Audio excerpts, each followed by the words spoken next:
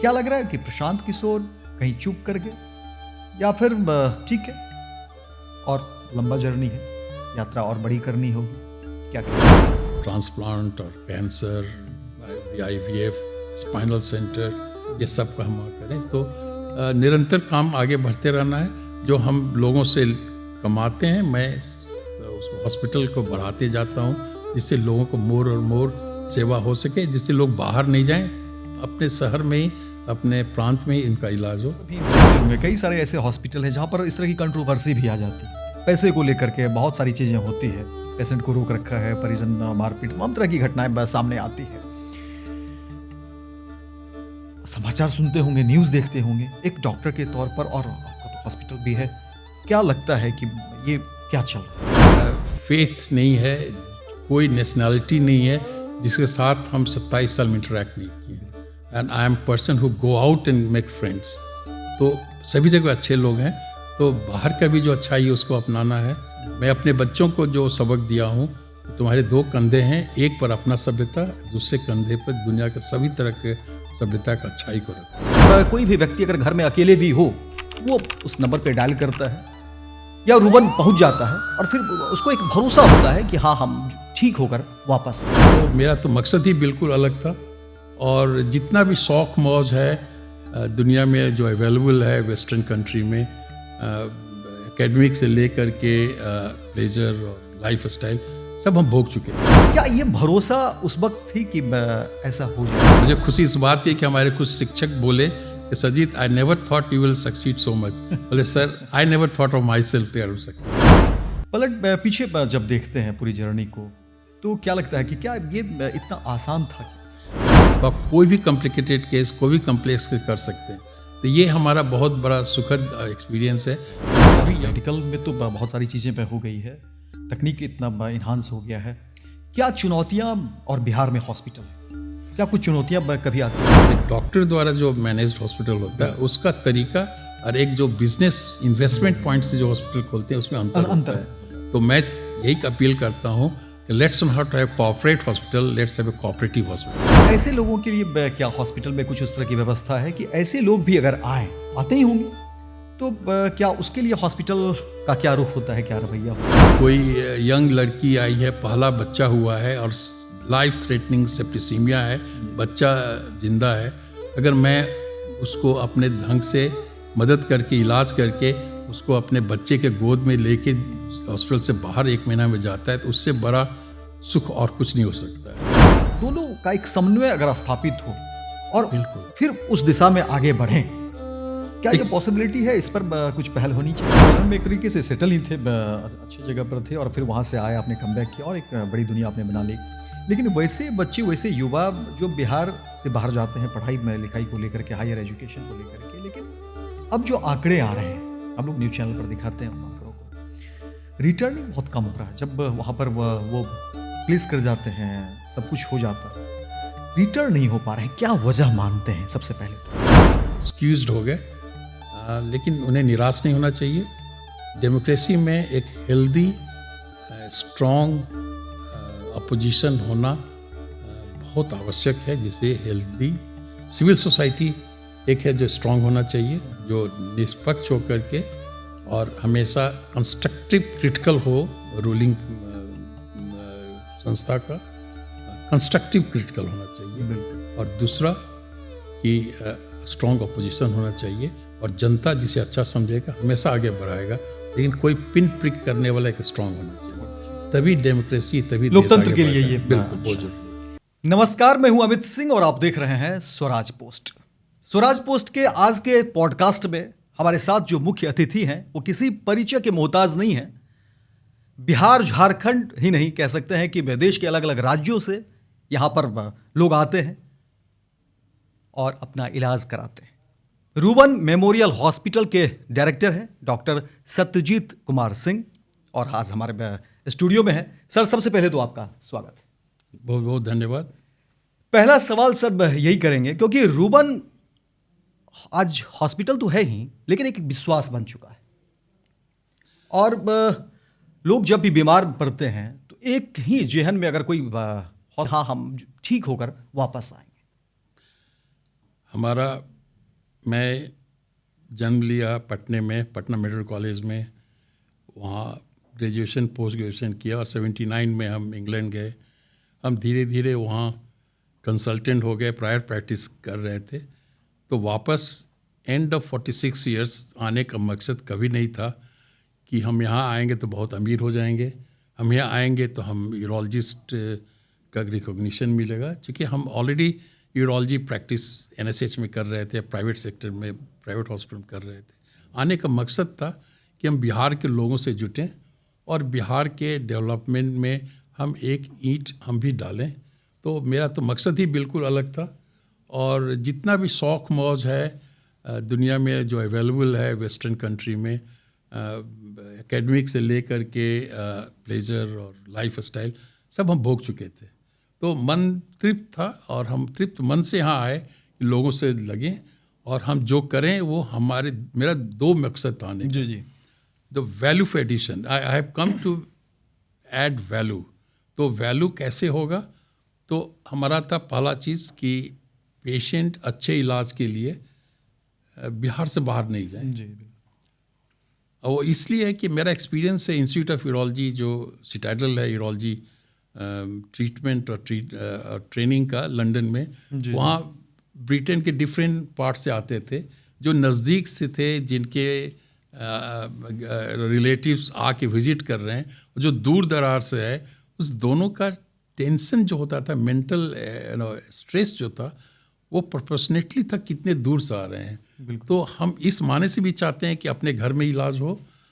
दूसरा कि जो डॉक्टर बिहार के बाहर ट्रेंड हो रहे हैं अच्छे जगह में, इस देश में विदेश में, अगर वो पटना आना चाहते हैं तो मैं एक क्रिएट करूं प्लेटफॉर्म जहां उनको हम काम करने का मौका दें।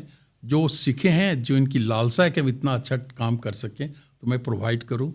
रूबन मेमोरियल हॉस्पिटल का एक लंबा वक्त हो गया, मुझे लगता है कि लगभग 10 साल होने को हो रहा होगा। मैं स्टार्ट किया था 96 में, पहला लिथोट्रिप्सी रतन स्टोन क्लिनिक के साथ में। अगर पाटलिपुत्रा और की बात पाटलिपुत्रा में हम धीरे धीरे आए तो 2014 से मल्टी स्पेशलिटी कर रहे हैं। जी। क्या ये भरोसा उस वक्त थी कि ऐसा हो जाएगा इस मुकाम पर रूबन पर? नहीं, मैं जिस तरह का मेंटल ओरिएंटेशन था, जो सोशल एक्टिविटी, हर तरह का प्लेटफॉर्म पर आना, साथ में डॉक्टरी करना, तो लोगों को भी नहीं विश्वास था, मुझे भी विश्वास नहीं था। मुझे खुशी इस बात है कि हमारे कुछ शिक्षक बोले कि Sajit, I never thought you will succeed so much. बोले sir, I never thought of my self to succeed. ये एक करते चले गए जो मुझे लगा कि होना चाहिए। और ये चीज़ हमेशा से जो हम आए थे इसके लिए कि मैं प्रैक्टिस नहीं, एक इंस्टीट्यूशन क्रिएट करूँगा। और हमेशा ताक मेरा कि बिहार में क्या चीज़ नहीं है जो मैं लाऊं, और बिहार, पटना भी दुनिया, इस देश के मैप पर हो कि हाँ ये काम होता है। इसलिए पहला लिथोट्रिप्सी लाया हम बिहार झारखंड में। उसके बाद हम लोग पहला डायलिसिस यूरोलॉजी क्लिनिक साथ किए, किडनी ट्रांसप्लांट शुरू किए, लेजर सर्जरी करना शुरू किए, एडवांस लेप्रोस्कोपिक सर्जरी हमारे यहाँ हुआ, पहला बार सब हो रहा है। 8 से 18 महीना पहले पहला सर्जिकल रोबोटिक सर्जरी कर रहे हैं, और आज हमें परमिशन मिल गया है लिवर ट्रांसप्लांट का। This are all first in Bihar. तो मैं इसलिए करता हूँ कि हम नहीं करेंगे तो कौन करेगा। बिल्कुल। और हमें हमारा एक इस स्टेज ऑफ माय लाइफ ये रोल है कि मैं यंग डॉक्टरों को प्लेटफॉर्म दूं, और वैल्यू एडिशन तभी होगा जब हम नए डॉक्टर अच्छे जगह से ट्रेंड हैं उनको हम अपने साथ रखें, ना कि बहुत प्रैक्टिस जिसका शहर में है, दूसरे अस्पताल में है, उसको हम इंसेंटिव दे के बढ़ा के लाएं। तो वो तो ऑलरेडी पटना में कर रहा था, तो वो वैल्यू एडिशन नहीं हुआ। लेकिन अगर जर्नी की बात करें, क्योंकि हम लोग भी जब देखते हैं आपकी जर्नी को दूर से, लेकिन आप तो आपने तो जिया है तमाम चीज़ों को, पलट पीछे जब देखते हैं पूरी जर्नी को, तो क्या लगता है कि क्या ये इतना आसान था? क्या नहीं, बहुत डिफ़िकल्ट था। और सबसे बड़ा प्रॉब्लम था कि जब नए टेक्नोलॉजी लेके आए तो पहला तो लोन लेना बहुत बड़ा मुश्किल था। मुझे बहुत स्ट्रगल करना पड़ा 96 में। एक्सट्रीम ऑफ स्ट्रेस हमें फाइनेंशियल इंस्टीट्यूशन से हुआ to get my first few crore of loan. वो एक पहला था। फिर जो हम टेक्नोलॉजी ला रहे हैं उसका मिस इन्फॉर्मेशन प्रोफेशन से, लोगों के बीच में उसका एक अप्रीहेंशन कि ठीक है कि नहीं है। तो इन चीज़ों को हम झेलते गए, लोगों को कन्विंस करते गए। पूरे बिहार में हम जहाँ भी डॉक्टरों का समूह, वहाँ हम जाके एक CME किए, अपने टेक्नोलॉजी के बारे में बात किए, पब्लिक प्लेटफॉर्म पर हम टेक्नोलॉजी की बात किए। एंड आई हैप्पी कि वो धीरे धीरे सब एक्सेप्टेबल हुआ है। और आज पेशेंट बहुत ट्रस्ट से हम जो भी नया चीज़ लाते हैं उसको एक्सेप्ट करते हैं। हमारे यहाँ आज के दिन में 150 डॉक्टर्स हैं, out of that 50 super specialist हैं। जी जी। तो हम लोग मिल के काम करते हैं। एक multi speciality, multi consultant hospital जो होता है वो पेशेंट के लिए सेफ़ है और डॉक्टरों के लिए भी सेफ़ है, क्योंकि हर दुनिया के किसी भी अस्पताल कोई भी सर्जन नहीं है जिसको दिक्कत नहीं होता है सर्जरी के समय या कॉम्प्लिकेशन नहीं होता है। तो जब टीम है आपके साथ में, बैकअप में अच्छा क्रिटिकल केयर है, तो आप कोई भी कॉम्प्लिकेटेड केस, कोई भी कम्प्लेक्स केस कर सकते हैं। तो ये हमारा बहुत बड़ा सुखद एक्सपीरियंस है कि सभी यंग डॉक्टरों को लेके हम एक नया एक अच्छा संस्था बनाए हैं। जो मुझे सौभाग्य है सुनने का कि रुवन का रेपुटेशन है, जिसको कहते हैं कि ट्रांसपेरेंसी है, यहाँ पे इथिकल काम होगा। और इसी जिस तरह से आप बात कर रहे हैं उसी तरह से हम किसी FM रेडियो में बात कर रहे थे, तो मुझे DJ ने बताया कि सर लोग कहता है बिहार, रुवन बिहार का अपना अस्पताल है। हम बोले क्यों बोलता है? सर 2 फैक्टर, एक तो किसी समय आपसे कोई भी कांटेक्ट कर सकता है, मिल सकता है। दूसरा, कुछ बिहार के लोग हैं, कुछ दिक्कत है, मदद मिल जाता है। तो ये हम नेटिव हैं, इसलिए हमें ये करना है। मेरा मकसद आने का बिल्कुल अलग था compare to other corporate hospital. Globalisation का ये दौर है और मेडिकल में तो बहुत सारी चीज़ें पे हो गई है, तकनीक इतना इन्हांस हो गया है। क्या चुनौतियाँ और बिहार में हॉस्पिटल है, क्या कुछ चुनौतियाँ कभी आती है इस तरह से? चुनौतियाँ कुछ हैं, जो पेशेंट का पेइंग कैपेसिटी है, नए टेक्नोलॉजी लाने में जो कॉस्टली तो होता है, लेकिन वो भी टेक्नोलॉजी धीरे धीरे उसका भी कंपनी का भी प्राइस कम हो रहा है, कंज्यूमर का प्राइस कम, तो वो एक पहला चैलेंज है। जी जी। दूसरा चैलेंज है लोगों में अवेयरनेस, और प्रोफेशनल जो कलीग हैं हमारे, उनमें अप्रिसिएशन ऑफ न्यू टेक्नोलॉजी और ट्रांसपेरेंसी का है। तीसरा गवर्नमेंट की तरफ से है कि वो लोकल टैलेंट को दें, प्रोत्साहन दें, उन्हें प्रोत्साहित करें। मेरा अपील डॉक्टरों से यही है कि आप डॉक्टर जो 10 मिल के कभी IMA के इलेक्शन लड़ते हैं, कभी साथ में फंक्शन करते हैं, साथ में इंजॉय करते हैं, आप साथ में हॉस्पिटल खोलें डिफरेंट स्पेशलिटी का। और बैंक आज पहले से लिबरल हुआ, जब 96 में तो डिफरेंट था, आज 2025 में डिफरेंट है। तो आप अपना हॉस्पिटल खोलें और doctor must manage the hospital. एक डॉक्टर द्वारा जो मैनेज्ड हॉस्पिटल होता है उसका तरीका और एक जो बिजनेस इन्वेस्टमेंट पॉइंट से जो हॉस्पिटल खोलते हैं उसमें अंतर होता है। तो मैं यही अपील करता हूँ कि let's not have corporate hospital, let's have a cooperative hospital. And Ruwan is not a corporate hospital, it is a cooperative hospital, क्योंकि डॉक्टरों ने मिल के किया है। मेरे डॉक्टर जो है, जब भी पैसे की कमी हुई तो बिना पैसा लिए भी काम किए, क्योंकि उनका अदर सोर्स ऑफ इनकम भी था। और इससे मुझे बहुत मदद मिला अपने कलीग से, और इसीलिए मैं कहता हूँ कि Ruwan is a cooperative hospital. बीते कुछ वर्षों में देखेंगे, और एक कोरोना जिस तरह से वायरस और तमाम चीज़ें जब हुई, पूरा विश्व परेशान हुआ, और इसमें अस्पताल, डॉक्टरों की भूमिका बहुत बड़ी हो गई। ऐसे भी अस्पताल और डॉक्टर की भूमिका बड़ी है, लेकिन उस वक्त ऐसा लग रहा था कि बस डॉक्टर्स ही हैं जो बचा सकते हैं पूरी दुनिया को। और उस वक्त क्या कुछ रहा, वो मैं समझता हूँ कि आप साझा करेंगे तो लोग समझेंगे उन परिस्थितियों। बहुत ही चैलेंजिंग पीरियड था वो। फर्स्ट फेज़ में थोड़ा माइल्ड था, सेकंड फेज़ तो बहुत ही ख़राब था, सारी दुनिया में था। और उस समय जो सबसे बड़ा चैलेंज था कि हम अपने डॉक्टर और हॉस्पिटल के स्टाफ, नर्सिंग स्टाफ को मोटिवेट रखूं। और मुझे अमूमन, चूँकि मैं कंपेयर करता हूँ जहाँ मैं पहले काम किया था वहाँ से और इस देश में, तो थोड़ा मुझे कमी थोड़ा लगता था कि जो कंपैशन होना चाहिए, जो डिवोशन होना चाहिए, उसमें कहीं थोड़ा कमी है।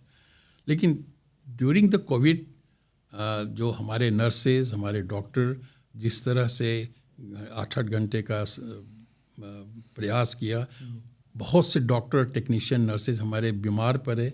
मैं हॉस्पिटल के एक विंग रख दिया था केवल अपने स्टाफ के लिए। मतलब जो डॉक्टर्स इलाज कर रहे थे वो भी बीमार पड़ जा रहे बीमार पड़ा, मैं भी पड़ा था। नर्सेज पड़े, टेक्नीशियन पड़े, तो उनका इलाज फ्री ऑफ कॉस्ट हम लोग कर रहे थे मोटिवेट करने के लिए। और सबसे इंटरेस्टिंग है कि हमारे एक एनेस्थेटिस्ट क्रिटिकल केयर के डॉक्टर बोले कि मेरी माँ और मेरी पत्नी जाते हैं तो आंसू भरा हुआ बोलते हैं, मत जाओ, कुछ तुम्हें हो गया तो हम लोगों का क्या होगा। तो कहता है सर क्या, मम्मी क्या करें, सर आके बैठे रहते हैं तो मैं कैसे घर में रहूं। तो मेरा रोल उस दिनों में भी था और आज भी है कि मैं यंग डॉक्टरों को मोटिवेट करता हूं अच्छा काम करने के लिए। They are doing wonderful job, बहुत अच्छा काम करते हैं, यंग हैं, इसलिए हम गार्जियन की तरह उनसे पेश आते हैं। मैं गार्जियन की तरह उन्हें कान भी पकड़ सकता हूं, उन्हें प्यार भी करता हूं, और वो गार्जियन की तरह मुझे सम्मान देते हैं कि हम जो भी कर रहे हैं सिंसियरली कर रहे हैं। बिहार को लेकर ही बात करते हैं क्योंकि हॉस्पिटल भी बिहार में, हम लोग भी बिहार से हैं। जो आर्थिक स्थिति है यहाँ पर वो किसी से छिपी हुई नहीं है, और ऐसे में जब भी घर में कोई बीमार होता है, आम घरों की बात करते हैं, मध्यम वर्ग जो हैं उनकी बात करते हैं, जो उससे नीचे तबके के लोग हैं उनकी बात करते हैं, और ऐसे लोगों के लिए क्या हॉस्पिटल में कुछ उस तरह की व्यवस्था है कि ऐसे लोग भी अगर आते ही होंगे तो क्या उसके लिए हॉस्पिटल का क्या रुख होता है, क्या रवैया होता है, और मैनेजमेंट का क्या इसमें रोल देखिए, होता है? स्वास्थ्य जब आप बात करते हैं स्वास्थ्य सेवा, तो स्वास्थ्य सेवा एक मल्टी स्पेशलिटी हाईटेक हॉस्पिटल नहीं है। स्वास्थ्य सेवा है कि आपके गांव-गांव में, मोहल्ले में लास्ट पर्सन जो है, जो फाइनेंशियली, उसका कैसा इलाज होता है। और ये इस देश में छुपा नहीं है कि 2 टियर है इस समाज में, सरकारी संस्था भी है और प्राइवेट भी है। आप हर तरह का जब ट्रेवल करते हैं या कोई भी चीज़ है, आपने जो फाइनेंशियल जो कैपेसिटी है उसके अनुसार से आप सेलेक्ट करते हैं। तो प्राइमरी जो पैसे जिन्हें नहीं है, जो गरीब हैं, उसका सारे दुनिया में इंक्लूडिंग अमेरिका, ये गवर्नमेंट का रोल होता है कि उन्हें इलाज दिया जाए। Private sector is a supplementary. Private sector cannot take responsibility of the whole health care. हालांकि हम लोग धीरे धीरे आगे बढ़ करके प्राइमरी हेल्थ में भी कर रहे हैं, तो ये रिस्पॉन्सिबिलिटी जहाँ तक आती है वो तो सरकार की है। और बहुत से अच्छे संस्था हैं जो चैरिटेबल हॉस्पिटल कर रहे हैं, वहाँ भी है। प्राइवेट सेक्टर को भी अपने टैरिफ को, जो हम रूबन में जो हम जो बनाए हैं, और अपने को कंपेयर करके कोई देख सकता है कि मेरे यहाँ जो टैरिफ है वो इस ढंग से है कि हमारे सामान्य लोग भी आकर के इलाज करा सकें।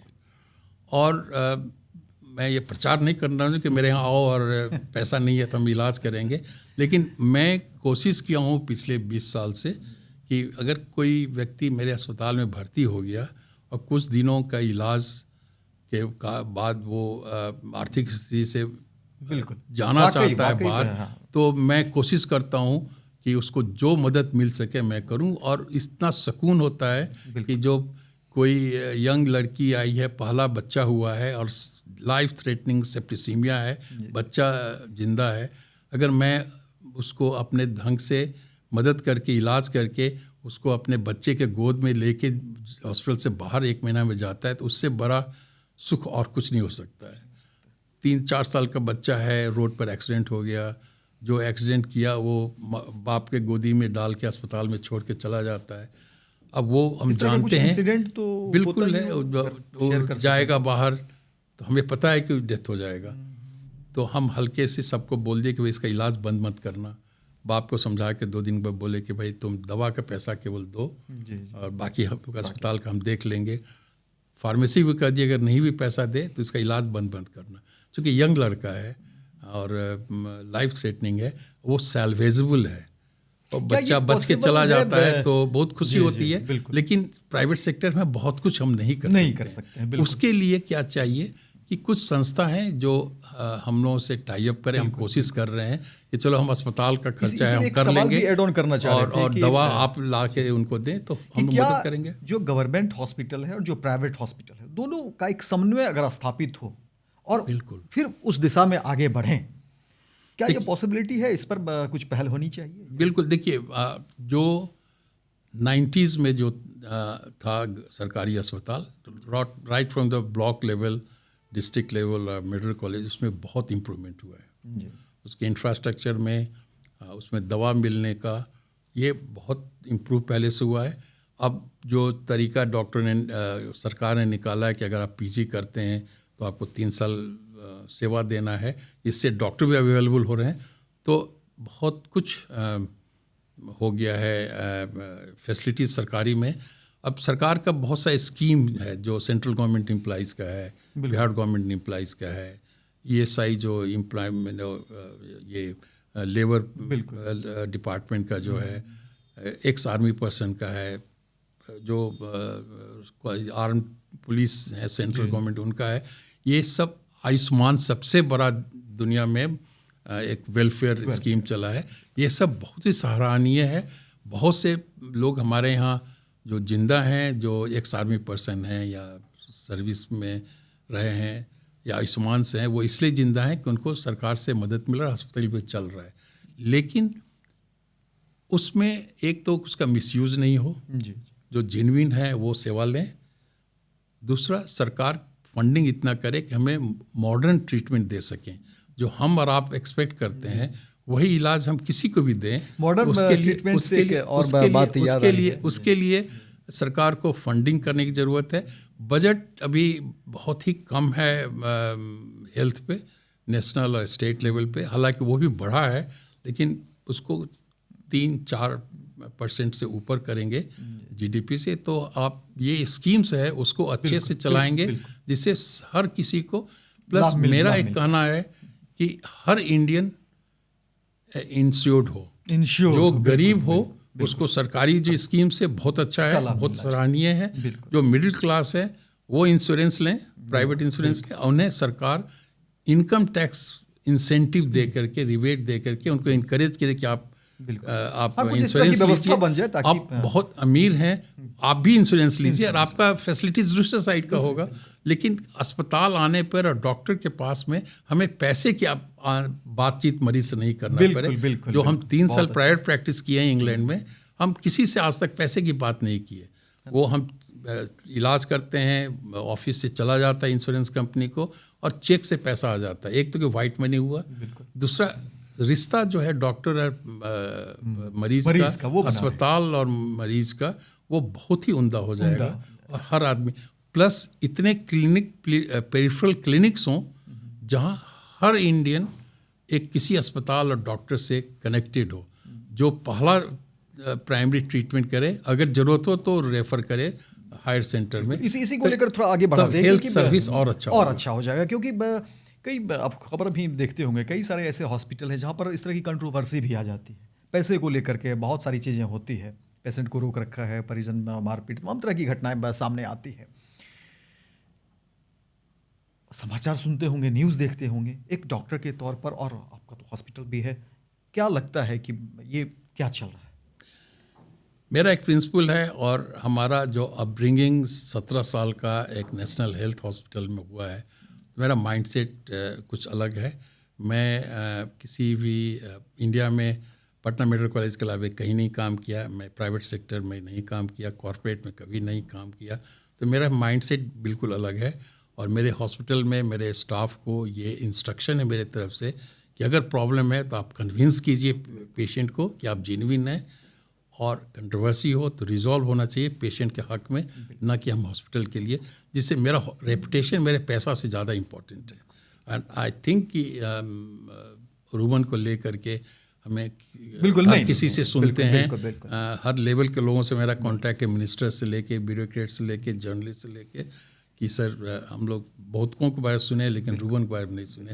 मॉडर्न तकनीक की बात हो रही थी, इसलिए हम चाहते हैं कि पेशेंट के हक में हो। मॉडर्न तरीके से बात हो रही थी। AI का बड़ा जमाना है, हर तरफ देखिए कि AI ने धूम मचा कर रखा है। क्या AI को लेकर के भी, क्या रूबन अब आगे उस तरफ जो है, रूबन की सोच है उस तरफ, मैनेजमेंट क्या सोच रहा है? कोई भी व्यक्ति जो आगे बढ़ना चाहता है वो नए टेक्नोलॉजी की इग्नोर नहीं करेगा, करने से वो पीछे पड़ जाएगा। तो AI तो हम लोग बहुत सा डायग्नोस्टिक में कर रहे हैं, हम जो रोबोटिक सर्जरी कर रहे हैं वो AI है। अच्छा। और अब तो हमारा रोबोटिक सर्जरी का अपग्रेडेशन हो रहा है, जिससे कि दिल्ली में बैठे और इंग्लैंड में बैठे सर्जन भी रोबोट से हमारे हॉस्पिटल में ऑपरेट कर सकते हैं। That's the role of AI coming up. मतलब इंग्लैंड में बैठे हुए डॉक्टर पटना में रूवन हॉस्पिटल में जो मरीज है उनका इलाज वो इंग्लैंड ऑपरेट से कर हो सकते हैं। हाँ। अमेरिका से हो सकता हो रहा है, अभी हो रहा है, हो रहा है। हो रहा है। स्पेन से ऑपरेशन बेंगलोर में हुआ है, गुड़गांव से ऑपरेशन जयपुर में, बेंगलोर में, हैदराबाद में हो रहा है, हार्ट ऑपरेशन हो रहा है। तो टेक्नोलॉजी बहुत आगे बढ़ रहा है। जी जी बट मेरा यही कहना है कि technology is secondary, first in the treatment. जहाँ आप इलाज कर रहे हैं, जहाँ एक पीड़ित व्यक्ति आया हुआ है, आपका कंपैशन और हाथ का टच ये बहुत इम्पॉर्टेंट है। To make a relation between patient and doctor एक बहुत इम्पॉर्टेंट चीज़ है जो फर्स्ट कंसल्टेशन से शुरू होता है। That can never be taken care by the AI और एनी टेक्नोलॉजी। वो बाद में आता है, डायग्नोस्टिक के लिए है, अच्छा प्रिसीजन सर्जरी के लिए रोबोटिक सर्जरी है, बहुत सा हॉस्पिटल में जो मैनेजमेंट का है, डॉक्यूमेंटेशन का है, बिलिंग का है, ये सब चीज़ जहाँ क्लर्कियल जॉब है वहाँ AI आए। हालांकि अमेरिका में कुछ जगह, मिडिल ईस्ट में, अबू धाबी में अब रोबोटिक नर्सेज हैं, रोबोटिक जूनियर डॉक्टर हैं जो प्रोग्राम्ड हैं वो काम करने के लिए। लेकिन आई बिलीव कि मेडिसिन एक ऐसा चीज़ है जहाँ आप ह्यूमन टच जो एक ग्रीफ से कर रहे हैं। मैं अपने जूनियर को बोलता हूँ कि हमारा प्रोफेशन दूसरों से क्यों अलग है कि मैं सऊदी में काम किया हूँ, मैं इंग्लिश और अरबी इंटरप्रेटर के थ्रू बात करता हूँ, तभी मेरे सामने पेशेंट जो है उसके आँख में आंसू आता है। ये प्रिविलेज, ये आंसू, ये दर्द एब्जॉर्व करने का जो प्रिविलेज जो सिर्फ डॉक्टरों का है, इसको प्राइमरी रखें। बाकी टेक्नोलॉजी जितना इफ़िशिएंसी डायग्नोसिस में हो, ट्रीटमेंट में हो, ऑपरेशन में हो, वो सब एडेप्टेबल है। कितने बेड की शुरुआत हुई थी जब रूबन हॉस्पिटल में आपने रखा था? ये और आज कितना हमने 96 नवंबर में फर्स्ट लिथोट्रिप्सी सेंटर रतन स्टोन क्लिनिक कंकरबाग में किया था। 2 डे केयर थे, बाकी हम दूसरे अस्पताल में करते थे। वहाँ से बढ़े तो 40 बेड का गांधी मैदान हुआ, वहाँ से फिर हम 200 बेड का किए पाटलिपुत्रा में। हमारा जो भी पैसा आता था, जो पैसा था मेरे पास, आई स्पेंड इन टेक्नोलॉजी और मैन पावर। प्रॉपर्टी हमेशा लीज्ड रहा। आज धीरे धीरे हम 400 बेड का है और आप लोगों के सपोर्ट से, लोगों को अप्रिसिएशन से मैं इस कैपेसिटी पाया हूँ। और मुझे बहुत मन है कि डॉक्टर जो हों, नए डॉक्टर हों, उनको हम एक मोटिवेट करके एक सोशली मोटिवेटेड हों। तो मैं मेडिकल कॉलेज खोलने का भी अप्लाई कर चुका हूँ कि ये नवतपुर और एम्स के बीच में है। ये एक अच्छा मेडिकल कॉलेज है, वो भी एक स्वामी के नाम से, स्वामी सदन सरस्वती के नाम से बच्चों को हम प्रभावित कर सकें। और वहाँ पे 600 बेड का हॉस्पिटल और बड़ा ट्रांसप्लांट और कैंसर, IVF, स्पाइनल सेंटर, ये सब का हम वहाँ करें। तो निरंतर काम आगे बढ़ते रहना है। जो हम लोगों से कमाते हैं, मैं उसको हॉस्पिटल को बढ़ाते जाता हूँ, जिससे लोगों को मोर और मोर सेवा हो सके, जिससे लोग बाहर नहीं जाएं, अपने शहर में ही, अपने प्रांत में ही इनका इलाज हो। तो ये जर्नी है। मेमोरियल की चर्चा होती है तो जाहिर तौर पर डॉक्टर सत्यजीत कुमार सिंह की चर्चा होती है। लोग जानना चाहते हैं आपके बारे में, आपकी पढ़ाई लिखाई, आपकी शिक्षा दीक्षा और तमाम चीज़ों को लेकर के। आप की हर बात लोग जानना चाहते हैं कि डॉक्टर सत्यजीत ने कहाँ से प्रारंभिक शिक्षा कहाँ से ली, कैसे कैसे क्या हुआ। तो शुरुआती शिक्षा की बात करें तो कहाँ स्कूलिंग कहाँ से हुई थी आपकी? मैं टेक ए प्राइड कि हमारा जन्म दलदली में हुआ था। जी। बड़े हुए तो बाकरगंज पटना में रहे। वहाँ से आगे बढ़े तो मेरे पिता लंगरटोली में थे, फिर नाला रोड में थे। यू कैन अंडरस्टैंड कि मेरा जो अपब्रिंगिंग था वो middle class, lower middle class से था और बहुत स्वच्छ और बहुत अच्छे वातावरण में हुआ। मैं स्कूलिंग किया पहले पटना कॉलेजिएट स्कूल में, फिर 10th 11th हम किए पाटलिपुत्रा स्कूल से, पटना मेडिकल कॉलेज से MBBS MS किए। और मैं इंग्लैंड चला गया 79 जुलाई में। और मैं धीरे धीरे वहाँ आगे बढ़ा तो सीनियर स्टार हो गए हम इंस्टीट्यूट ऑफ यूरोलॉजी, जो वर्ल्ड फेमस है यूरोलॉजी ट्रेनिंग और ट्रीटमेंट के लिए। वहाँ हम लेक्चरर हुए, फिर हम कंसल्टेंट हुए लंदन में चेस फार्म हॉस्पिटल में, और वहाँ 2 साल काम किए, प्राइवेट प्रैक्टिस किए। उसके बाद हम फिर मुझे पैसे की ज़रूरत थी, और चूँकि मेरा एक्सपीरियंस था इंस्टीट्यूट ऑफ यूरोलॉजी का, कंसल्टेंट था, मैं अमेरिकन हॉस्पिटल में सऊदी अरेबिया में मुझे काम मिला, जहाँ 2 साल हम सऊदी अरेबिया में काम किए। वो हॉस्पिटल इंग्लैंड के भी हॉस्पिटल से ज़्यादा एडवांस, सोफिस्टिकेटेड, और सभी वेस्टर्न ट्रेंड अमेरिकन और यूरोपियन, ऑस्ट्रेलियन और इंडिया के जो लोग, पाकिस्तान के लोग, नाइजीरिया के लोग जो वेस्ट में ट्रेनिंग वो काम करते थे। माहौल बहुत अच्छा था, और मुझे वहाँ एक इंटरनेशनल कम्युनिटी में काम करने का जो मिला वो अलग सुखद एक्सपीरियंस था। वहाँ 33 नेशनैलिटी के लोग थे। जो सीईओ थे वो retired lieutenant general US army के थे, मेडिकल डायरेक्टर थे retired rear admiral Australian navy के थे, और सभी लोग दूसरे कंट्री के थे। तो मैं इंजॉय किया, काम भी किया, पैसा भी लिया, और आके हम पटना में पहला लिथोट्रिप्सी सेंटर 96 नवंबर में शुरू किए। वहाँ से ये जर्नी शुरू हुआ। आप सहज हैं भी, और लोग कहते भी हैं कि डॉक्टर सत्यजीत से मिलिए, बहुत सहज हैं। ये घर का माहौल कैसा था? हमारे पिताजी आते हैं, हमारा गांव बिहटा है जो यहाँ से 40 किलोमीटर पे है, और हमारे पिताजी एडवोकेट थे, लेकिन उससे ज़्यादा वो सोशल वर्कर थे। और जो लौट के आने का सबसे बड़ा मोटिवेशन था कि मैं अपने पिताजी को जो इज्जत पाते हुए देखा गांव में, शहर में, रिश्तेदारों में, मुझे लगा मुझे भी, हमें भी ऐसा इज्जत मिले तो सब चीज़ तो हो गया, ये भी हो। और मेरे पिताजी ने मुझे मोटिवेट किया। मेरे पिताजी का जो सोशल ओरिएंटेशन था वो उनका एसोसिएशन स्वामी सहजानंद सरस्वती के कारण था, और वो स्वामी सहजानंद सरस्वती थे जिनका बीबीसी में एक इंट्रोडक्शन एक प्रोग्राम में था, Indian spiritual leader turn out pageants leader. वो दंडी स्वामी जो स्वामी थे, धर्म के प्रचारक थे, धर्म के गुरु थे, और गरीबों को देख के उनका मन जो बदला, वो धर्म के साथ में लगा कि सबसे बड़ा धर्म है गरीबों के लिए काम करना, गरीबों के हक के लिए आवाज़ उठाना। और वो मेरे पिताजी को मोटिवेट किए, उनसे हम लोग मोटिवेट हुए। इसी कारण से हम वापस अपने गांव आए हैं कि हम भी अपने पिताजी की तरह, यानी मेरी माँ बहुत कर्मठ थी, मेरे पिताजी पैसा नहीं कमाते थे चूँकि वो सोशल एक्टिविटी में थी। मेरी माँ अथक प्रयास करके हम लोगों को एक इज्जत से और बहुत अच्छे ढंग से रखी। तो ये जो उन लोगों का जो प्रयास हम देखे, मुझे लगा मैं डॉक्टर हूँ तो समाज का कुछ करूँगा ही, लेकिन अपने परिवार को भी आगे बढ़ाऊँगा, नेक्स्ट जनरेशन को मैं मदद कर सकता हूँ। तो ये मोटिवेशन था। और आज का मोटिवेशन मेरे मरीज़ हैं, उनसे जो दुआ मिलता है, उनको जो जाते हुए देखते हैं खुश होके, ठीक हो करके, वो लगता है कि इससे अच्छा हम काम नहीं करते। जब हम कंपनी बना रहे थे तो इसका 3 उद्देश्य था, एक मेडिकल, एक एग्रीकल्चर और एक एजुकेशन।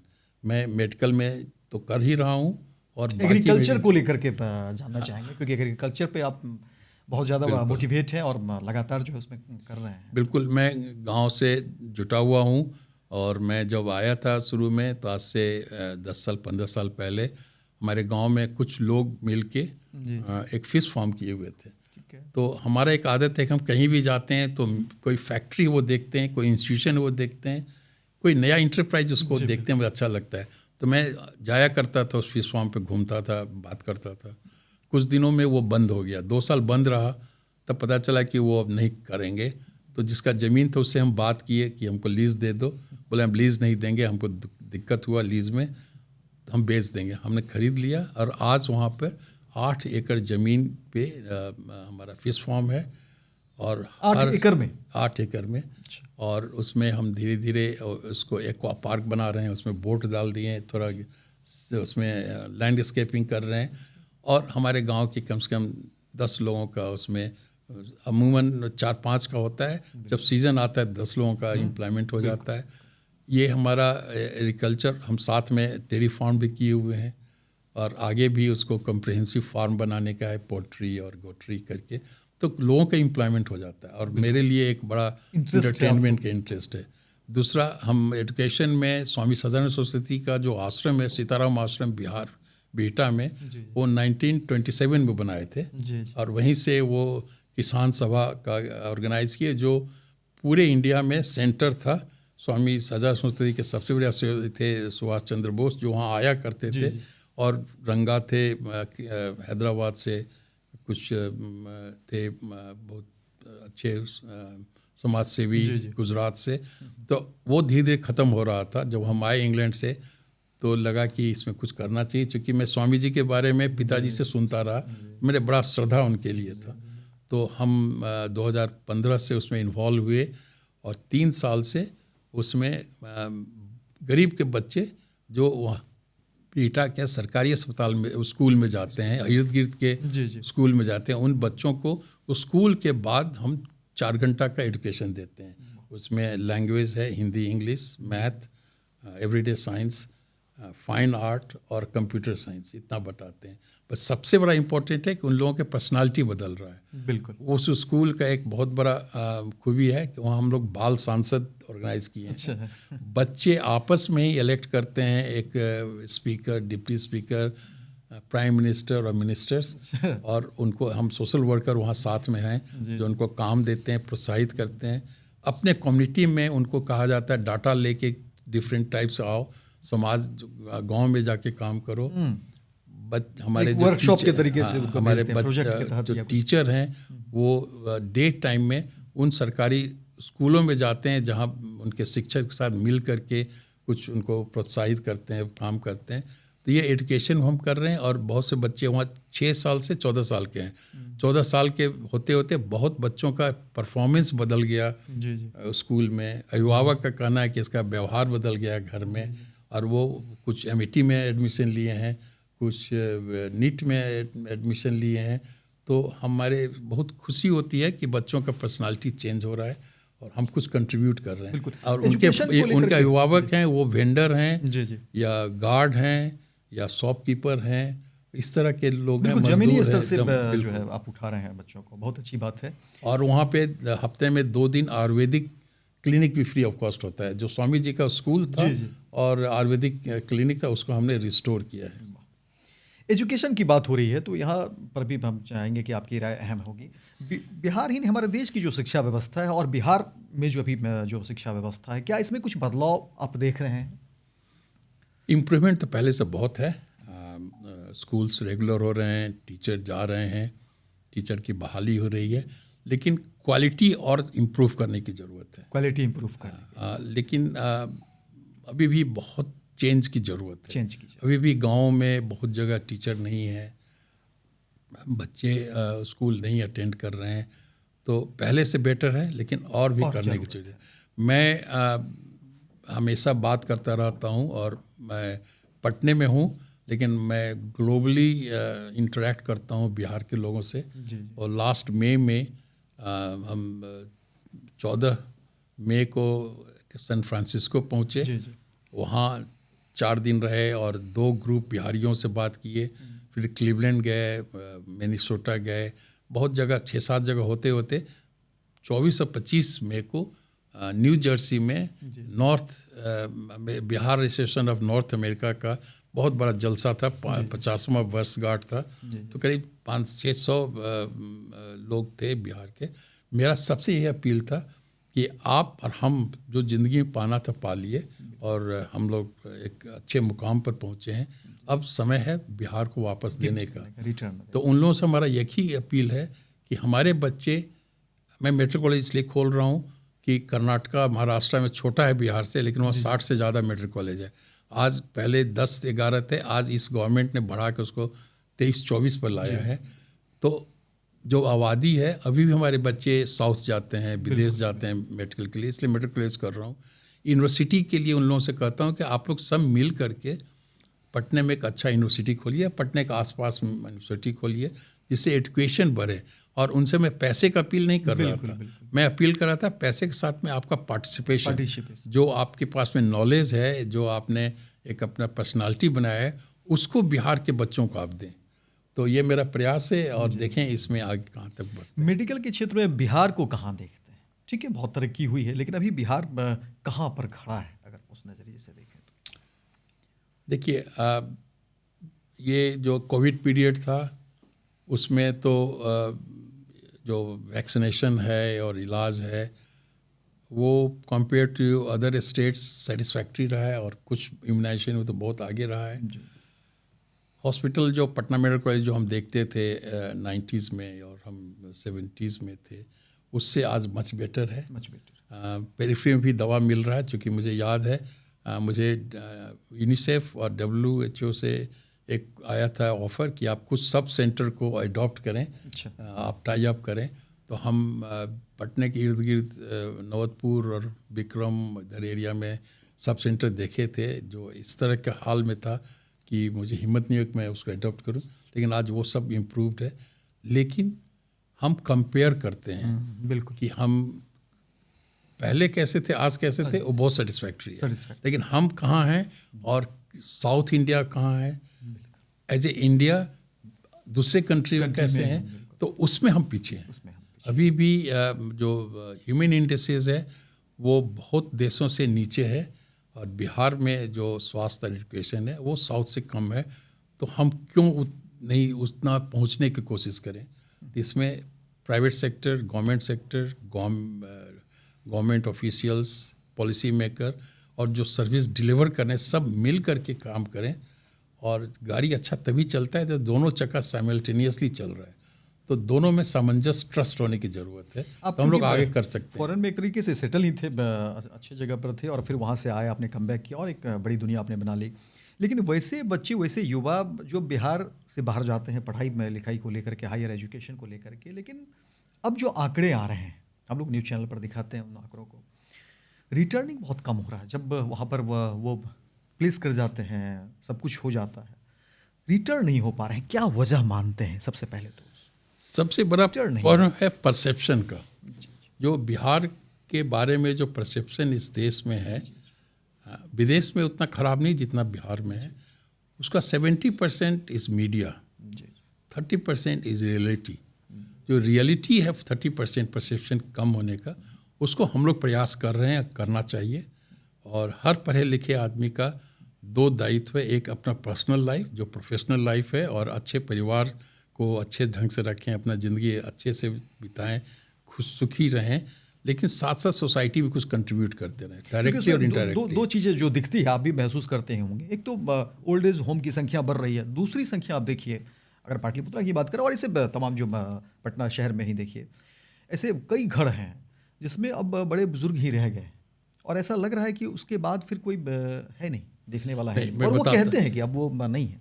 आपको एक ऐसा माहौल बनाना होगा जो बच्चों को अट्रैक्ट करे कि वापस आना मेरे लाइफ का सबसे बड़ा अपॉर्चुनिटी है। मैं एक एग्जाम्पल देता हूँ। मेरा दोनों बच्चा इंग्लैंड में जन्म लिए। वो 11 साल और 8 साल की उम्र में आए यहाँ, पटना में पढ़े, फिर दिल्ली में पढ़े। एक मेडिकल किए दिल्ली से, गुरु तेग बहादुर से, एक IIT से किए। दोनों फिर इंग्लैंड चले गए, और इंग्लैंड में बड़ा लड़का मेरा बढ़ते बढ़ते आज स्पाइनल सर्जन है, 5 साल उसका हो गया कंसल्टेंट हुए। और छोटा लड़का हमारा यहाँ से जाने के बाद पोस्ट ग्रेजुएशन किया बाथ यूनिवर्सिटी से, और कुछ 5 साल काम करने के बाद लंदन स्कूल ऑफ बिजनेस से MBA किया, और अभी एक टेलीकॉम कंपनी का सीनियर स्ट्रेटजी ऑफिसर है। At a very young age ही has come to that point because of his work performance. मैं दोनों को मोटिवेट किए हुए हूँ। उन्हें अपने गांव से, अपने परिवार से, बिहार से लगाव है, और वो एग्रीकल्चर से लगाव है। आज दोनों हमारे हॉस्पिटल में थॉरली इन्वॉल्व हैं। एवरी अल्टरनेट सैटरडे उनका वीडियो कॉन्फ्रेंस मीटिंग होता है, हर 3 महीने को आते हैं, तमाम चीज़ों को वो देखते हैं। 3 महीने पर आते हैं और वीडियो कॉन्फ्रेंस होता है। बड़ा लड़का मेरा इस साल के अंत में is coming for good, this called reverse migration. वो 45 ईयर्स का है, आउट ऑफ दैट 31 ईयर्स ही हैड बीन इन इंग्लैंड। तो वो जो मोटिवेशन है वो करना होगा अभिभावक को भी। और एक चीज़ हम अपील करते हैं सभी बिहारी को दुनिया में, भाई बिहार में कुछ कमी तो है, लेकिन आप नेगेटिव बात नहीं करें। बिल्कुल आप परसेप्शन बेटर करें और बनाना हमारी ही तो जिम्मेदारी है। और जो निगेटिव वो कंस्ट्रक्टिव क्रिटिसिज्म होना चाहिए। उसको बनाएगा कौन? आप बनाएगा कौन? सारा दुनिया हमने देखा है, अमेरिका में और ब्रिटेन में भी, कि जो नेटिव हैं वही एक प्राइमरी स्कूल करते हैं जो आज यूनिवर्सिटी बना है। एक नेटिव डॉक्टर है जो छोटा सा क्लिनिक किया जो आज दुनिया का बड़ा हॉस्पिटल बना है। तो शुरू हमें ही करना होगा। और हमारे यहाँ बहुत सारी चीज़ें हैं जो बहुत हैं, दुनिया में नहीं बिल्कुल है, उसको चैनलाइज करना है। हमारे यहाँ टैलेंट बहुत है। सरकार भी अब पहले से बहुत ही अच्छा इंसेंटिव्स दे रहे हैं, बैंक्स हैं जो देने को तैयार हैं। थोड़ा प्रयास करना होगा। आप क्योंकि लंबे समय तक रहे, बाहर रहे, देश के बाहर रहे, और इतना बड़ा नाम आपका है, लोग जानना चाहते हैं डॉक्टर सत्यजीत, और जो नए युवा हैं, नए डॉक्टर्स ही हैं, हर नया युवा जानना चाहता है डॉक्टर सत्यजीत शादी को लेकर के कि आखिर जब बाहर गए कैसे, तो उस पर थोड़ा सा बताइए कैसे क्या क्या हुआ, वो पूरी घटना बताएंगे। तो जो आज की जो युवा है शादी, आपकी शादी को लेकर के वो इंटरेस्टेड है कि ऑब्वियसली जब कोई एक नेम फेम होता है लोग जानना चाहते हैं। वो हमारी शादी, हमारी पत्नी हमसे 1 साल सीनियर दरभंगा मेडिकल कॉलेज से ग्रेजुएट किए हैं। हम लोगों का अरेंज मैरिज है। और जब हम इंग्लैंड गए थे 6 महीने के अंदर में एक शाम का सोशल गैदरिंग था जहाँ सब मुल्क के थे और ब्रिटिश नर्सेज, डॉक्टर्स सब थे। तो हमसे क्वेश्चन 2 पूछा गया। एक तो पूछा गया कि भाई आप कैसे शादी करते हो, अरेंज जो नहीं जानते हो लड़की को और एक्सेप्ट करते हो, शादी करते हो। मेरा कहना था कि हमारे सभ्यता में शादी 2 लोगों के बीच नहीं होता है। Is not marriage between 2 persons, is marriage between 2 families. तो हम फैमिली देखते हैं कि हम कॉम्पेटेबल हैं और एक दूसरे को सम्मान करते हैं, वो एक रिश्ता का होता है। और दूसरा जात पर हमसे पूछा तो मुझे थोड़ा ऑफेंडेड फील हुआ। तो आई गेव आंसर जो उसे समझ में आ गया। बोला if I tell you my caste you will not understand, but let me put it in the way that had I been a British I would only white Protestant and coming from south of London. तो उन्हें समझ में आ गया। तो देखिए अपने परंपरा को भी रखना है, लेकिन लकीर बांध के नहीं रखना है। हमारे परंपरा में बहुत अच्छे चीज़ हैं, उसको साथ लेके चलना है। विदेश में भी, दुनिया में भी बहुत अच्छे अच्छे लोग हैं। हमारा तो इतने दुनिया का कोई फेथ नहीं है, कोई नेशनैलिटी नहीं है जिसके साथ हम 27 साल में इंटरेक्ट नहीं किए। And I am person who go out and make friends. तो सभी जगह अच्छे लोग हैं। तो बाहर का भी जो अच्छाई है उसको अपनाना है। मैं अपने बच्चों को जो सबक दिया हूँ कि तुम्हारे 2 कंधे हैं, एक पर अपना सभ्यता, दूसरे कंधे पर दुनिया के सभी तरह के सभ्यता का अच्छाई को रखो और साथ चलो। मेरे लिए ईस्ट एंड वेस्ट का डिफरेंस बहुत नहीं लगता है। अलग अलग तरीका है, लेकिन वैल्यू सिस्टम अच्छे समाज में, अच्छे फैमिली में एक ही है। पॉलिटिक्स को लेकर थोड़ी चर्चा कर लेते हैं, क्योंकि कई लोगों का मानना है, और अभी जो एक ट्रेंड चला रहा है, कई लोग कहते हैं कि नहीं राजनीति जो युवा हैं उसको आना चाहिए। कई लोग कहते हैं कि नहीं अपना करियर बनाओ और निकल चलो। आप क्या मानते हैं? आपने तो पूरी दुनिया देखी। बिल्कुल, देखिए politics is a art of managing society, और बिना पॉलिटिक्स का सोसाइटी नहीं चल सकता है। बिल्कुल। और पॉलिटिक्स गंदा नहीं होता है। पॉलिटिक्स करने वाले भले गंदे हों और अपने पावर का मिसयूज़ करें। मैं इसका वैल्यू इस तरह से बता सकता हूँ कि जब मैं अपने बड़े लड़के के लिए जब प्राइमरी स्कूल का सिलेक्शन करना था तो लंदन के कुछ स्कूल में विज़िट किए, और एक स्कूल था जो ब्रिटेन में 2nd 3rd हमेशा आता था जी। उस स्कूल में जब हम गए, हमें हेडमास्टर से बात हुई और स्कूल दिखलाया। उसका कहना जो था कि मेरे स्कूल से इतने आर्टिस्ट हुए, मेरे स्कूल से इतने स्पोर्ट्समैन हुए, इतने लोग ब्रिटेन नेशनल लेवल पे रिप्रेजेंट किए, इतने इंटरनेशनल यूरोपियन लेवल पे किए, इतने जर्नलिस्ट हुए और इतने पॉलिटिशियंस हुए। किसी ने कहा कि इतने इंजीनियर हुए और इतने डॉक्टर हुए। तो ये जो समाज में एक इकोनॉमिस्ट थिंकर हो, एक अच्छा सिविल सोसाइटी में हो जो पॉलिटिक्स का पार्ट है, तभी समाज अच्छा चलता है। इसलिए उसमें अच्छे लोगों को आने की ज़रूरत है और पार्टिसिपेट करने की ज़रूरत है। और डेमोक्रेसी में हर तरह का आइडियोलॉजी पनपता है, और जो पब्लिक को अच्छा लगता है उसको वो आगे बढ़ाता है, उसको इलेक्ट करता है। लेकिन पॉलिटिक्स में एनिमोसिटी नहीं होना है। एक हमारा विचार अलग होता है, इसका मतलब नहीं कि हम एक दूसरे के दुश्मन हैं। माइंडसेट भी बनता जा रहा है, लोग इस पर चर्चा भी करते हैं, आप भी देखते होंगे अलग अलग चैनल्स पर। कहा जा रहा है कि जाति की राजनीति हो गई, कास्ट पॉलिटिक्स जो है वो डोमिनेट कर रहा है। ऐसे में सरवाइव करना एक वैसे लोग जो थिंकर हो, पढ़े लिखे लोग हैं, जिनकी कुछ अपनी अलग विचारधारा है, अपनी पॉलिसीज़ को लेकर के वो आते हैं, तो ऐसे लोगों के लिए क्या राजनीति में जगह है, या फिर जो कास्ट पॉलिटिक्स की बात हो रही है वही चलता रहेगा? जगह नहीं है तो जगह बनाना होगा, क्योंकि अल्टीमेटली सोसाइटी तभी आगे बढ़ेगी जो हम सभी मिल के करेंगे।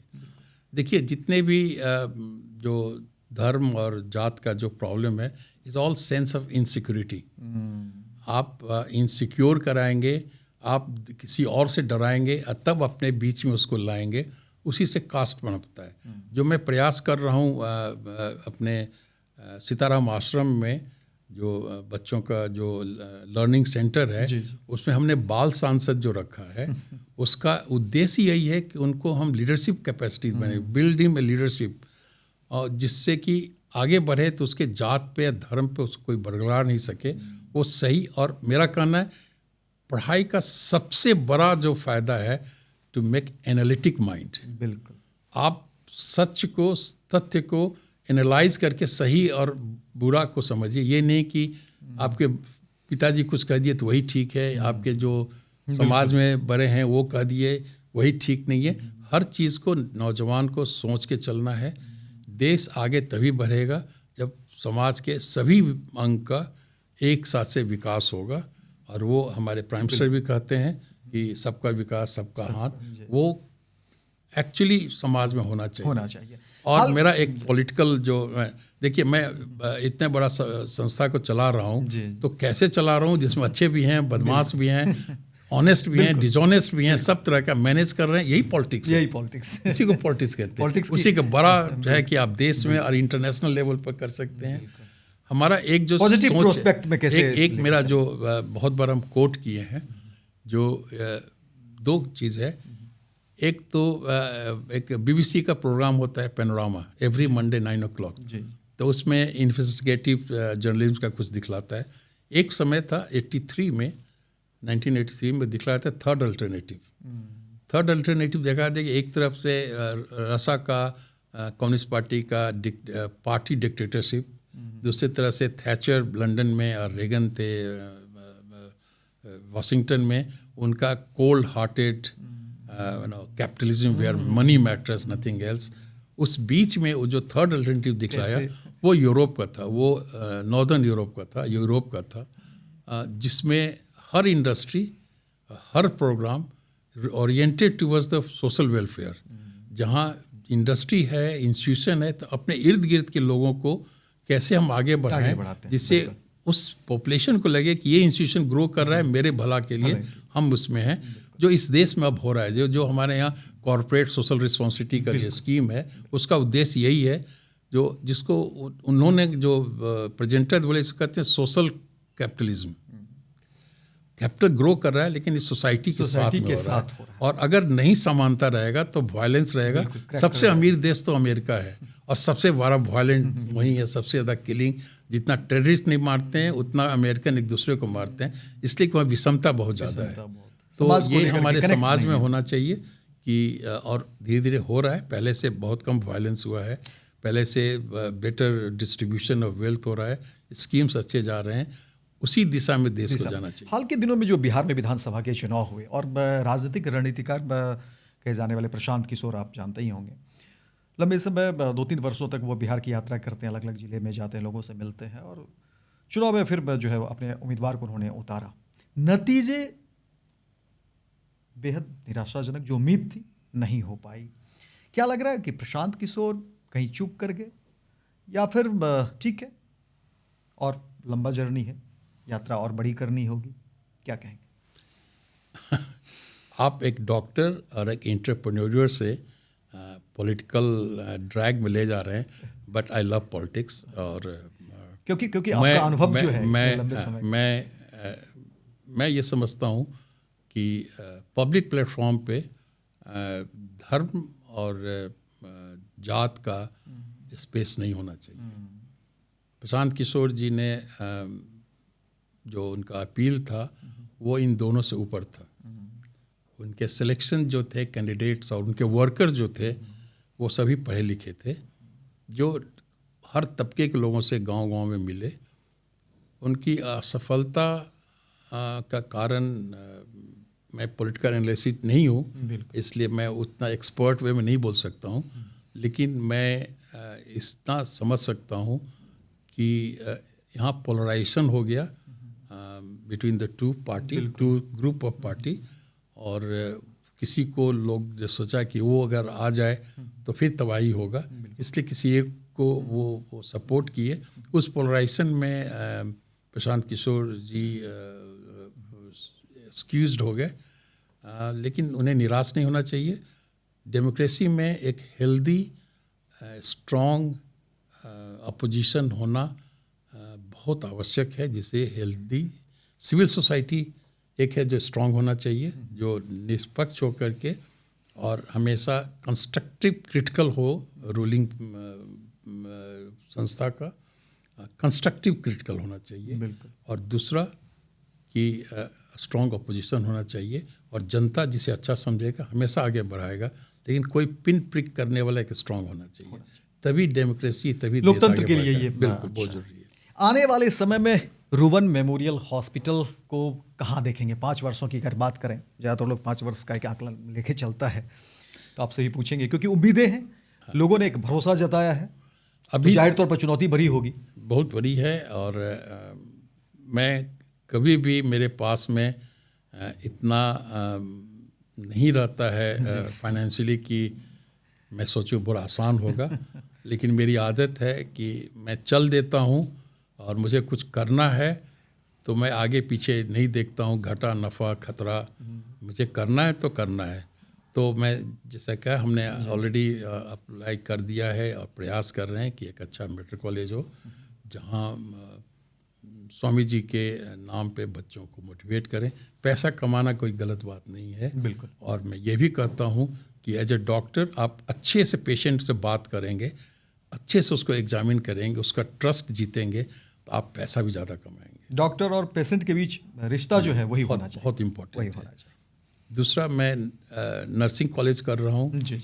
वो भी एक बहुत अद्भुत व्यक्ति के नाम पे कर रहा हूँ, मेरी मैकडोनल्ड कॉलेज ऑफ नर्सिंग। मेरी मैकडोनल्ड इज़ 72-year लेडी, जिससे हमारी मुलाकात 1983 में हुई।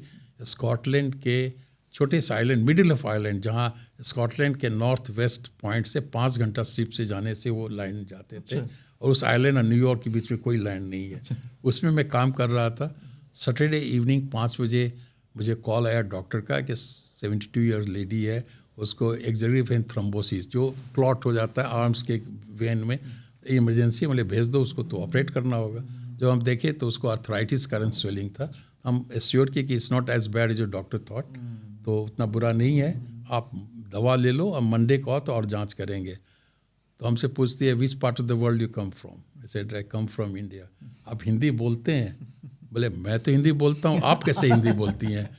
तो बोली मैं लखनाडोन जबलपुर के पास में 30 साल काम की हूँ, और पिछले 7 साल में हम ऑर्फनेज किए हैं, और हम वहाँ काम कर रहे थे, 2 आदिवासी बच्चों को अडॉप्ट किए हैं। तो her soul was in India, she was working there, she was living there, और वो अनमैरिड थी, और हमारे बच्चों से हमसे बहुत घुल मिल गई, माता की तरह हो गई।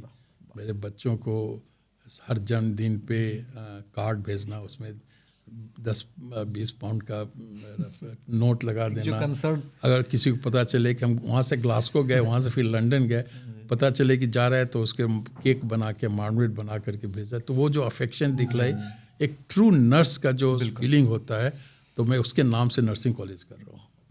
तो और आगे भी प्रयास कर रहा हूँ, देखते हैं कैसे होगा कि हम पेरिफेरल, जैसे अभी राजगीर में हमने 40 बेड का हॉस्पिटल किया है, जिसका नाम रूबन कम्युनिटी हॉस्पिटल है। तो मैं chain south India, south Bihar, north Bihar, west Bihar, east Bihar, सब जगह हम 5-6 क्लस्टर 50-100 बेड का करेंगे, जिससे कि अगर पटने में हम 1000 बेड का करते हैं तो फीडिंग हो, और यहाँ से टेलीमेडिसिन से जो इलाज हो सकेगा, जो कम और जो वहाँ के complex, high जो risk लोग उसको हैं पटना वो लाएंगे। वहाँ ही रह जाए। यहाँ हाँ, वहाँ सुदूरवर्ती इलाके जो के सामान्य लोग, इलाज वहाँ हो, जो ज़्यादा कम्प्लेक्स है, ज़्यादा फिर वो टेक्निकल यहाँ इलाज है, वो यहाँ आएंगे। तो ये रूबन का है। और मैं जन्म लिया पटना मेडिकल कॉलेज में, वहीं से पढ़ाई शुरू किया, ख़त्म किया, विदेश गए, सिर्फ पटना आए हैं। मेरा इंडिया में कहीं भी काम और पढ़ाई का कोई रिलेशन नहीं रहा, आज तक एक्सपोजर नहीं है। तो आई एम वेरी मच पक्का Bihari. For me Bihar is my nation. और रिटर्न रेस्ट ऑफ करना द है, बिहार को रिटर्न करना है। Rest of the world is the same. तो मुझे बिहार को जितना दे सकेंगे हम देंगे। और हमारी अमीरी इसी में है कि इतने डॉक्टर, इतने नर्स मेरे साथ काम कर रहे हैं, मैं इतने लोगों का भला कर सकता हूँ। मुझे लगता है मैं बहुत अमीर आदमी हूँ। हमारी अमीरी का इंडेक्स यही है। हमारी शुभकामनाएं है सर कि आप धन्यवाद। इसी तरह से आपकी अमीरी फले फूले और बिहार में तरक्की करे, रूबन का नाम बढ़े। क्योंकि आपने जो बात कह दी है दिल को छुआ है। और इसी नोट के साथ मैं इस पॉडकास्ट को हम ख़त्म करेंगे कि आपने कहा कि बिहार तरक्की करे, बिहार के लोग बेहतर हो, बिहार का लोग, बिहार के जो लोग हैं आवाम वो व्यवस्थित हो, उसके स्वास्थ्य अच्छे हो, देश के जो लोग हैं उसके स्वास्थ्य अच्छे हो। और इतना अच्छा आप पूरे फॉरेन में सेटल थे, वहाँ से तमाम चीज़ों को छोड़ करके एक अच्छी शुरुआत की और आज आप जो है बिहार में इतना बड़ा नाम है। तो हमारे साथ देखिए कि डॉक्टर सत्यजीत कुमार सिंह, लंबी बातचीत हुई, इनके जीवन को लेकर के हमने जानना चाहा, इनके हॉस्पिटल और तमाम चर्चे हमने किए हैं। और अगर आपको ये कार्यक्रम अच्छा लगा होगा तो आप कमेंट करिए, और कुछ जानना चाहते होंगे तो आप वहाँ भी अपने सवाल रख सकते हैं। फिलहाल इस कार्यक्रम में दीजिए इजाज़त। डॉक्टर साहब हमारे इस पॉडकास्ट में आए, हमारे स्टूडियो में आए, आपका बहुत बहुत धन्यवाद। मैं आज बहुत खुश हूँ कि मैं इससे अच्छा काम जिंदगी में नहीं कर सकता था जो मैं पटना में कर रहा हूँ। धन्यवाद। बहुत बहुत धन्यवाद।